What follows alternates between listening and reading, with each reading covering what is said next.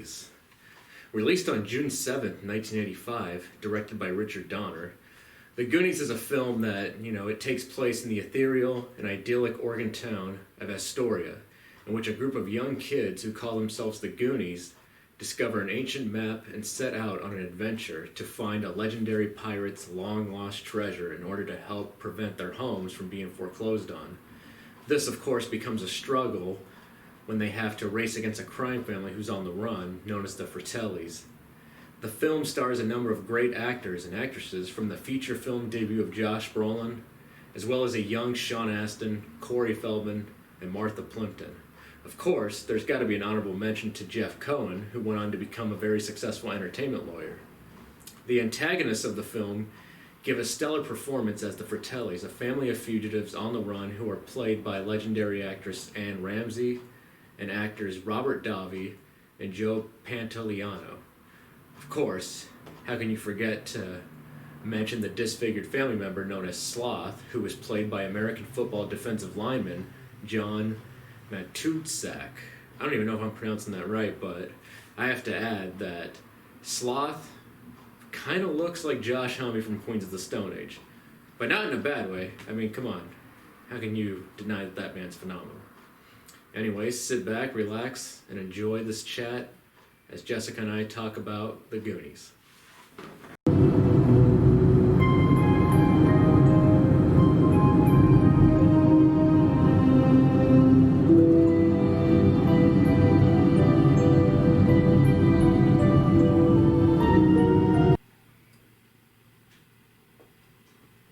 Oh yeah, Pinot Gris. That's one of my I think it's favorites. good for the summer heat. Yeah, it's true. Not that there's anything wrong with the red. No, white wine is nice. Especially in the summer, for sure. Oh, for sure. But yeah, right off the bat, the first thing I want to say about the Goonies is it is without doubt a timeless classic. Absolutely, yeah. Like, despite like the 80s culture and like fashion in it, I feel like a lot of people nowadays try to emulate that fashion. Yeah. And anyone can watch this movie. I mean, like, you can watch it with kids, you can watch it with your parents, you can like watch it with like drunken adults. It's true. It's so true. There's so much going on. It's just such a good film. And I was kind of thinking, like, how come it's so timeless? I mean, it's like, it's just, I guess the core is such friendship. It's so great. It's just definitely, so, yeah, just like that. Who doesn't like want to go young, on adventures with their friends? Right, yeah, like, very youthful. Yes, exactly. Film. Yeah, it's been around, 85? Since 85? Yeah, 1985 it was released. And I watch it probably every year. Yeah, I was going to say, that it's funny because, I mean, this movie is definitely, obviously, in my top 10. Mm-hmm. And I was thinking about it today before we shot this, like, it should be number one because I think I have seen this movie more than any film I've ever watched. I mean, like, lately, like, Once Upon a Time in Hollywood has been, like, my, like, go-to. But, yeah, it just occurred to me, like, I've seen this movie, because I've been watching this movie since I was a kid. I mean, I don't even remember the first time I saw it. Because that's how I feel, exactly. Yeah. I was thinking, like, you asked me, when was the first time you remember seeing it? I was like, I just remember, I feel like it was on TV, maybe, because I was born in 86, so I wasn't old enough to appreciate it yet, but... Yeah, and I, like, recently out of college, I was just addicted every year, watch it, like, especially in the summertime, learning about Goonies Day and stuff. You have to watch June it 7th, Goonies Day, every year in Astoria. In Astoria. And we're so lucky. Like, we're so lucky to be I mean, we're so close. I mean, that's for those of you keeping score, we live in Salem, Oregon, so we're like 2.5 hours from Astoria. Mm-hmm. Which, God, I love that place. One of these days I'm going to move there. Yeah, I agree with you. Astoria is just such a cool place. I don't know how they found Astoria or how they decided to do Astoria. Yeah, apparently it was on accident. They were planning to go to Washington, from what I read. Okay. Yeah, and then so they were just driving through there, and they were like, oh my God, like, let's stop here and check this out. And then they just happened to be like, you know what? This is beautiful. This is like kind of a hidden gem. Why don't we just film here? Right, exactly. And I can see that. And it's just Richard Donner, he was onto something for sure. That's awesome. Yeah, what was the movie he directed before this film? Because that was... I know he did 78 was, I feel like, Superman. I'll have to like add it in while I'm editing this, but I know. Yeah. He did Lethal Weapon. I think Lethal Weapon is one of his He was big involved films with that. He did. Yeah. And I always get confused because I always feel like, is there a Steven Spielberg connection at all with this movie? Yeah, I think he helped with either writer. Okay. He was like one of the executive producers. Yeah, that might be what it is. But no, this movie is just great. Yeah, it's so fun. Like, Astoria definitely has taken advantage of it, but it's worth it to go up there and see it. See the house and everything. Yeah. I mean, for a long time, I think it was, ever since 2015, the owner, she blocked it off with, like, this giant blue tarp. Dude, yes, it was soft. Which is ridiculous, because it's like, so who would stupid. buy, yes. like, a historical landmark and be like, oh, yeah, people aren't going to keep coming up here. And it's just like, how dumb are you? This movie is still around. Like, you're so naive hey, lady, to everything. Thanks for pulling the stick out of your And like you said, like, she could totally take advantage of that and, like, make money on it. Yeah, she could totally make a killing if she just charged admission or something to do, like, true. those... So 5 people at a time watch the movie in the Goonies house. I'm just so glad that she opened it up again for foot traffic for Goonies. Yeah, I mean, as I was talking about before we did this, I went up there a couple weeks ago, and so it was nice to kind of just gaze upon it for like just a few minutes and then just get out of there. I don't want to overstay my welcome. Right, exactly. No, it's so cool. Yeah, my stepmom's sister though was being kind of crazy. She's like, "Oh, can you go in the house?" And we're like, "It's like this is a residence, lady. It's a private residence." The story goes that before they did the movie, it was kind of a dilapidated, like, duplex, and apparently they were going to tear it down. But then they, like, bought it, and then they restored it for the movie, and then it was empty for several years after that, and then so the lady bought it in 2001 and did a bunch of renovations. Yeah, she said it was, like, the roof was leaking, like, the floor was kind of, like, caved in, like, there was just, it needed a lot of work. It's like the Goonies left it. I know, yeah. Yeah, that was the last people ever going in. That's crazy. Yeah, right at the was cast. Josh Brolin. So Mikey. Which, by the way, Josh Brolin's character, Bryan, oh my god, that guy, is it just me or does he seem just a little bit bipolar? It's so true, because he starts out like such an asshole, and then he grows on you, and he's so lovable. I mean, he ends up like, I mean, he's the older brother, so I guess it's kind of like he plays the perfect older brother role. The first few times I watched that movie, I never realized had the connection with Josh Brolin. Like, I had no idea it was him, and then I connected to Avengers. I'm like, that's him? That was his first, I think, feature debut in the film. It was his feature film debut. Yeah, I was like, oh my goodness, that's crazy. But yeah, and I always thought his name was Brad, not Brandon. Brandon! Yeah, they're too lazy to say. They're like, I can't say Brandon. Brad! Yeah, but no. I don't think Kwan who played Data. He was in Temple of Doom. I believe it might have been a year before. I think it was. I think Temple of Doom was 84. He was a little younger, I feel like, in that. And we just put that on. Yeah, and actually today's his birthday.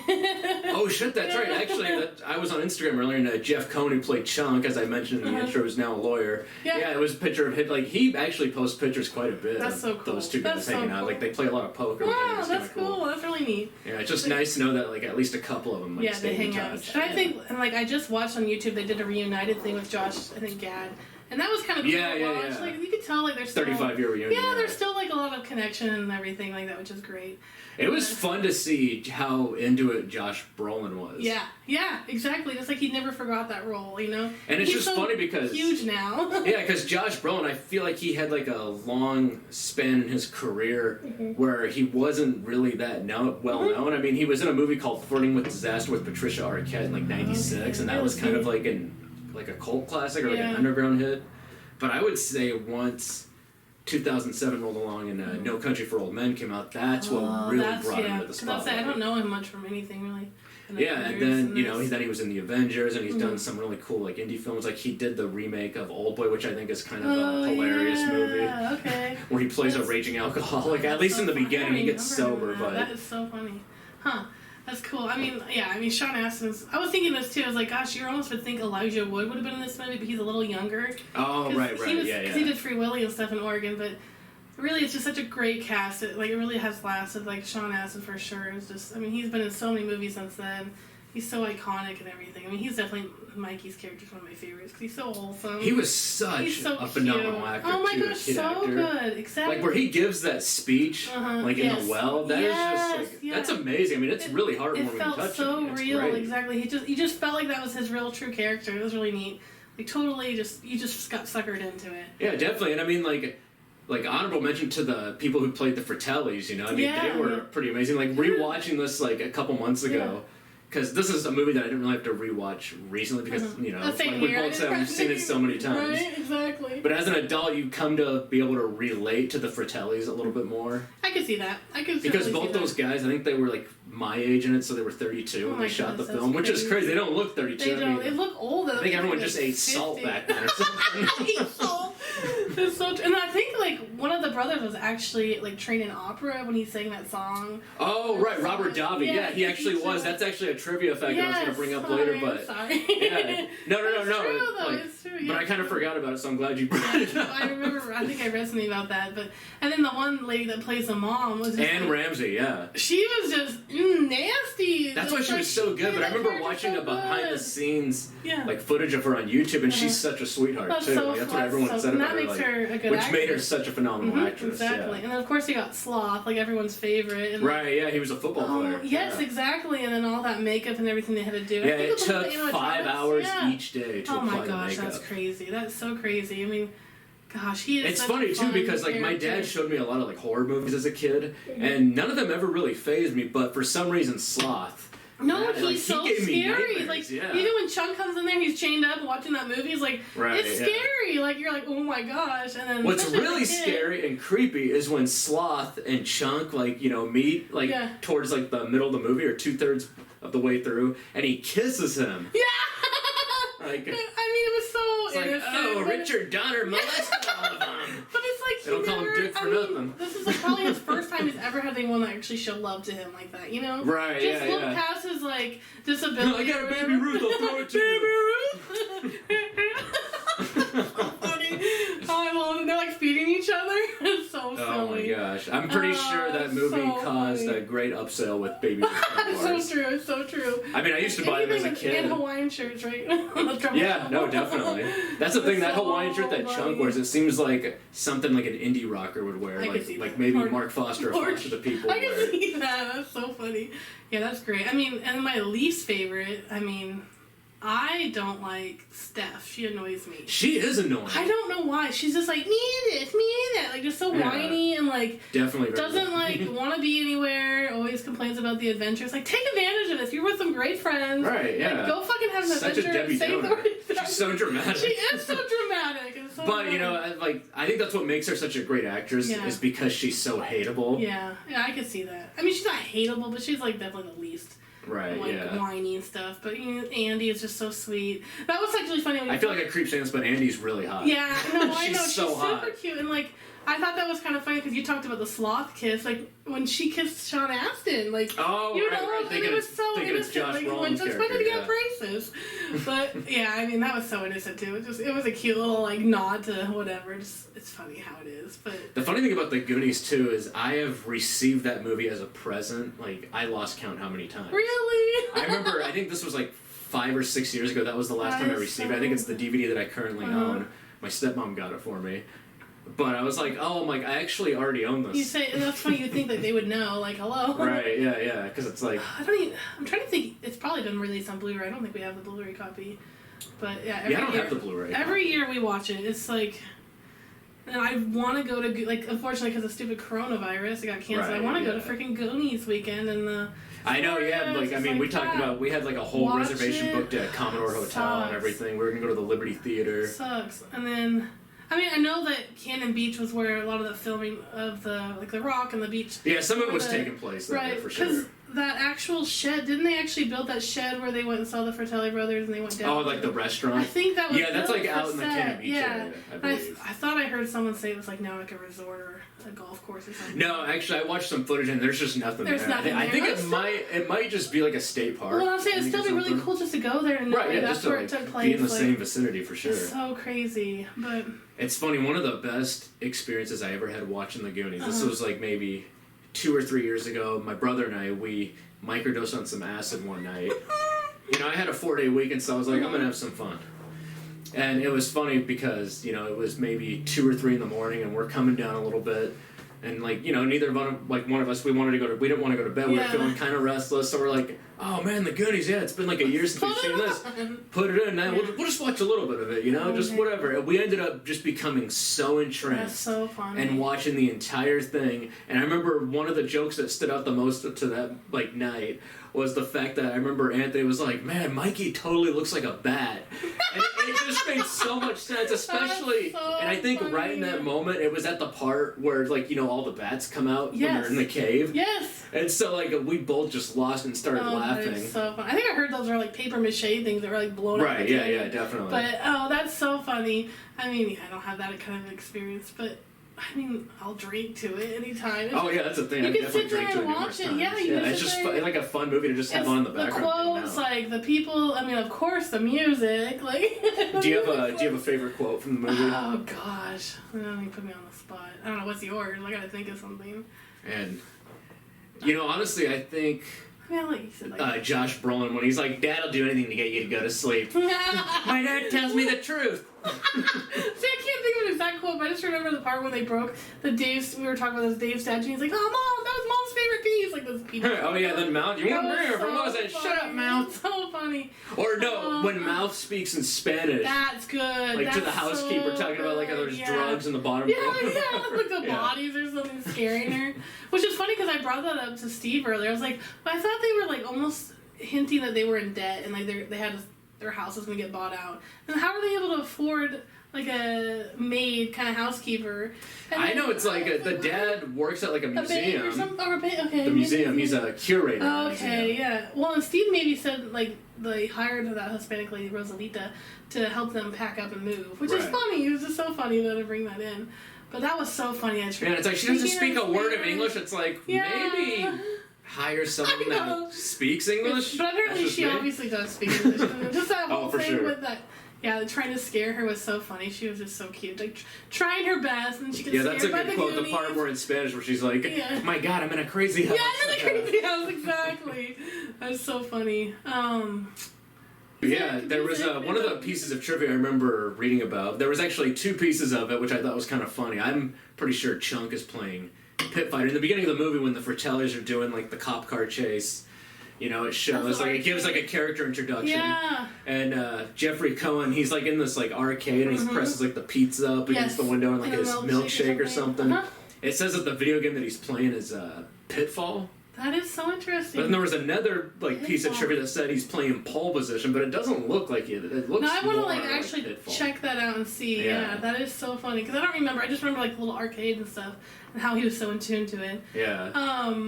The soundtrack. Yeah. That is what I want to bring up before I forget. Let's do the soundtrack. Yeah, Dave Grushin, I believe his name is. He's composed music for other movies, but that soundtrack is just like. So hypnotic and haunting. It is. Like, you could just have that. Especially the part where they're in the like underground like well with like music that plays. It's like twinkling. It's almost like a Enchanted Forest. Right. Kind of like it's just I don't know, ethereal in a way, and it's very like emotional. Like it connects with them, and it's like there's no words. It's just that he does compose it really well. Which that brings me to my favorite part of the movie, and like this is what made me realize this when I was coming down from acid that one night, is the ending when the pirate ship goes by. Yeah. Like out to the ocean and it plays that epic music. Exactly. Like, oh my God, it just accentuates it so well. So and like it's just such a perfect like closing to me, it almost like I don't know, this might sound stupid. It almost reminds me of like Peter Pan in a way. I feel like I can see that. Like, there's definitely some Neverland vibes. And stuff. Yeah. But yeah, and then, I mean, of course, you got Cyndi Lauper too. Oh, Cyndi Lauper, yeah. Exactly. Like, she made that movie with the music. It's just funny, too, because the scene, like, in the beginning where they're, like, hanging out in the living room and it shows it playing, like, on the TV, that was actually added later. That's actually not. It's not in there. I don't know what they were watching before, but it's so funny. Like, that whole... What was the name of that song that was like an actual, almost like a short movie? Right, yeah. It was just called like Goonies Are Good Enough. She made it for the movie, yeah. That was so fun. And like her style is just so iconic and just weird. And just definitely fun. Very, very flashy. Yes, very 80s, very like piratey in a way. It was cute. You know what's crazy is like Cyndi Lauper was like 31 or 32 when she did that song. She's older in that for some reason. No, I was going to say, to me, she seemed younger. Yeah. I don't know. Maybe it's just her makeup and stuff. Yeah. Yeah, probably. No, maybe it was just like her attire, just very youthful. I could see that. But yeah, no, definitely like I think was there any other actual like artists or songs that were represented in the movie besides I believe there was an REO Speedwagon song in the movie, but as far as like bands go, it's pretty much just her and yeah, I know the famous octopus part. That part was only inserted exactly like when it was aired on TV. Yes, and that band that plays during that part, they released a single, and apparently that's worth like $500 to $1,000 like on eBay. Really? The single, yeah, and that it's was like the super REO rare. Speedwagon one? I don't think it was REO Speedwagon. Different. It was something else, some other like underground 80s Now I want to band. like kind of look into that, yeah, because I remember watching that on TV with the octopus scene. It was so creepy and weird, and then I kind of wish they would have kept it in. I know. Yeah, I mean, obviously you can watch it in the deleted scenes menu. I can't remember what I heard. I mean, it's obviously a little bit probably of the time. I think like Steven mentioned, like it helps out with time in a certain way, but I don't know if it was a mix of maybe it was too scary or something, but I don't know. Like I just remember that it was weird. Like it didn't go with like the rest of the flow of the movie. It makes sense because there's like now there's also like Munster. Like you don't really now it's like Versus takes the Fratellis and stuff were like the real kind of the bad guys. Now you got this weird octopus, but so maybe it did mess with the flow. Speaking of flow, though, it's funny because apparently, like a lot of movies are shot out of sequence. This was actually shot in sequence. Yeah, but it took like 5 months. Yeah, okay, that's awesome. But I remember they left that quote in the end on the beach. They're like, well, "We had to fight an octopus." I don't remember who made the quote. Oh yeah, it's like I think it was Mikey. Yeah, maybe it was. And they had mentioned something about octopus. I was like, oh, they kind of kept it. Dave was like, the octopus was really scary. I was like, I'm not crazy. I know I saw something with an octopus. And it's funny because the subtitles at the end where Data says something in like Chinese or Japanese, I always wondered what he said as a kid. So I looked up the more trivia, and all he says is, "Wow, he's a big man." He's a big man. I was like, that's kind of disappointing. I thought it was going to be like, "Wow, I'm going to go fucking kill him," or just funny. I don't know, something a little bit more edgy, I guess, whatever. Yeah, I mean, it was kind of just meh. I think it was funny that his Chunk's parents brought him like a Domino's. Oh yeah, Domino's pizza. Yeah, Chunk is just. You know you're hungry. Chunk just perma has the munchies. Oh my gosh, you're right. He's so funny. It's like, dang, slow down, kid. Another cool piece of trivia was they actually built that pirate ship. Did you know that? That's right. They built it. I think it took about 2.5 months. And it was and then they didn't show any of the kids the pirate ship until. And they actually, I think Data's character actually came in and said, "Oh, holy shit!" It was Josh Brolin's character. I remember reading that as well. But that's kind of cool to give them like a more authentic reaction. I'm like, that is so cool. And it was called the Inferno, and they actually offered it up for sale at the end, but nobody took it. I know. Can you believe it? How big of an attraction that would be if they And I did read one piece of trivia that maybe Disneyland has some of it for pirates, but I don't know if I can confirm that. Oh, really? But I'm like, that is pretty cool. Like, I mean, how can you buy a ship? Where would you put it? But you'd think that somebody would have kept it, or like a part of movie history. Could you imagine like having that ship like in Astoria, like or what would have been cool on it? If they converted that like into like a water park or something. And every time I see them go down those freaking rock slides into the water and around the pirate ship, I'm like, this would be such a great like art, like a water amusement. Oh, definitely. It's funny because I've seen this movie so many times that I've watched the commentary like a million different times, and Richard Donner said at that part like. He was like, he's like, you have no idea. We used to go in there after you guys would rap and turn them. And it's funny because as he's saying, he turns the water pumps on. He's like, he keeps getting interrupted. So he's like, we used to go in there and I'd turn the pump. What are you saying? Turn the pump. You guys really would turn the pump. Turn the pump on. So for years after that, as an expression, if someone was getting interrupted, we're like, oh man, that person got turned the pump on. They got to turn the pump on. You got to turn the pump on. Dude, I would go in there and freaking play around. That's so cool. Another thing of trivia was a couple things about the treasure map. So the person that created, I don't know who it was, one of the set designers, I guess. They actually they stained it with coffee, and I read that he actually used his own blood, like in some places. Oh, really? That's pretty cool. I like that. And then they gave it to Sean Astin at the end as a gift, like to keep. And then his mom cleaned out the room. Yeah. Threw it away! I was like, could you imagine having that now? Especially if it was framed. Oh, exactly. I was going to say, if he could have framed it and like still had it like 30 plus years later. Oh my gosh, it's like a piece of history. It's like the treasure map to, I don't know, like, it's just so funny, like National Treasure or something, but yeah. I know it sucks because the film museum in Astoria, where they shoot that famous, Fratelli's escape in the beginning. Police scene, they have like the Jeep there, but I thought it was the original Jeep. Apparently it's just a replica, so that was kind of disappointing. But I think inside of it they have like that like yellow backpack that Data wears. I think you're right, they do. So I don't know. I believe that might actually be from the movie. So I wonder what else they would have. I mean, obviously the house is still standing. They had a few other things in there, but I don't know which was like authentic and. Yeah, I wonder if like who got the actual key, that they used too. That was pretty cool to have. But yeah, it's just, I don't know, just such fun. I just love to be part of the Goonies Club, like going to explore and find things and actually like save the day in the end. I know, it really does bring you back to like childhood, just being able to like go on spontaneous adventures. Exactly, so it's like it's worked out for them. Exactly. Oh yeah, definitely. Cool. So is there anything else you wanted to add? Or? I'm trying to think of anything else. I feel like we're missing one of the questions, but I don't know, I think like you said, it's just like a timeless movie, and it's just rewatchable, amazing. Like, oh yeah. You don't get tired of it. And pretty much everyone's seen it, so you can relate to it, so that really helps. I know, yeah. I've only met one person that has never seen it. When we went there recently with like my stepmom, my dad, my stepmom's sister had never seen it. Oh my gosh, that's sad. So Anthony and I came back from like going out to the bar one night, and she was just sitting there watching. We're like, oh, what do you think? Yeah. She was like, I like it. Yeah. And so she was really into it. Yeah, so she was towards the end too. So I mean, that would have been like great to watch it in theaters, but it's such an amazing movie. Definitely fun. Absolutely. All right. Well, anyways, yeah. If you like what you're seeing, check out the other videos. Hit the like button, subscribe, and tune in next time. We will be doing What's Eating Gilbert Grape? Yeah, probably. Yeah, either that or Detroit Rock City. Yeah, I'm Who excited. knows?